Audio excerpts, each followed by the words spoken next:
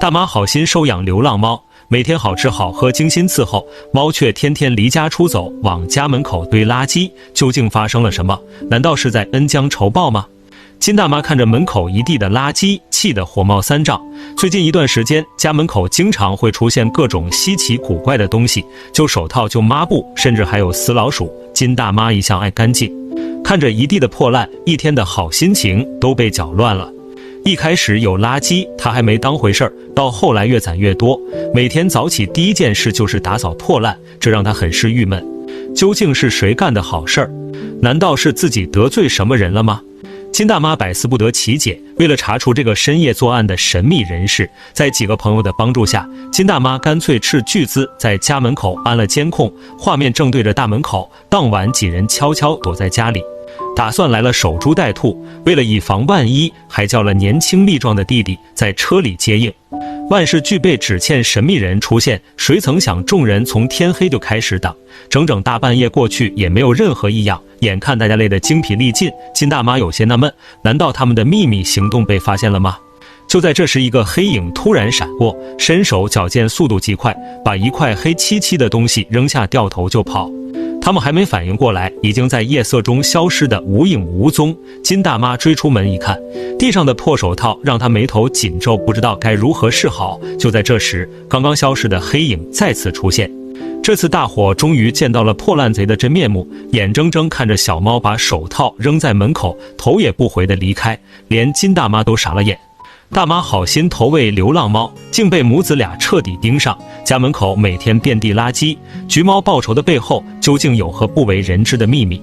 一查监控才知道，自己每天好吃好喝伺候的流浪猫竟然是个惯犯，晚上偷跑出门，直到凌晨才回家，嘴里叼着破手套，一忙就是大半夜，一只一只摆放在门口，直到堆成小山才心满意足地离开。怪不得金大妈每天一起床就看见她呼呼大睡。执着的橘猫让金大妈哭笑不得。说起她和这猫的缘分，是几个月前的事儿。当时金大妈刚准备出门干活，就在家门口的草丛里瞥见一只瘦弱的小猫，瘦得只剩皮包骨头，正冻得瑟瑟发抖，看着十分可怜。金大妈出于好心，就从家里拿了水和食物投喂，没想到从那天开始就被橘猫彻底赖上，每天按时按点投喂不说，心善的金大妈还会换着花样给它买猫粮吃。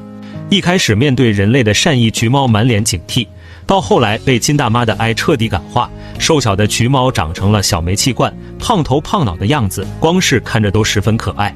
后来还成功怀孕，生下一只小橘，蹭吃蹭喝的队伍逐渐壮大，金大妈很开心。可想到每天一睁眼就要扫垃圾，好心情瞬间跌到了谷底。难道是自己得罪了大橘猫吗？犹豫再三，她带着疑问找到了动物专家。大妈好心收养流浪猫，家里却成了垃圾站。专家一听，为何高兴的合不拢嘴，还直夸她好福气。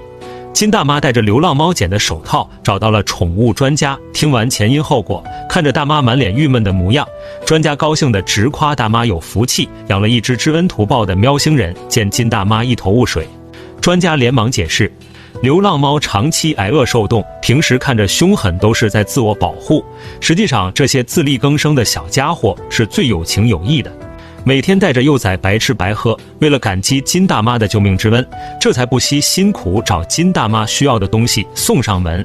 专家表示，流浪猫一般会送死老鼠，是因为食物在他们眼里最金贵。金大妈这才想起来，几个月前家门口就曾莫名其妙地出现过被咬死的老鼠，她觉得害怕，想都没想就全给扔了。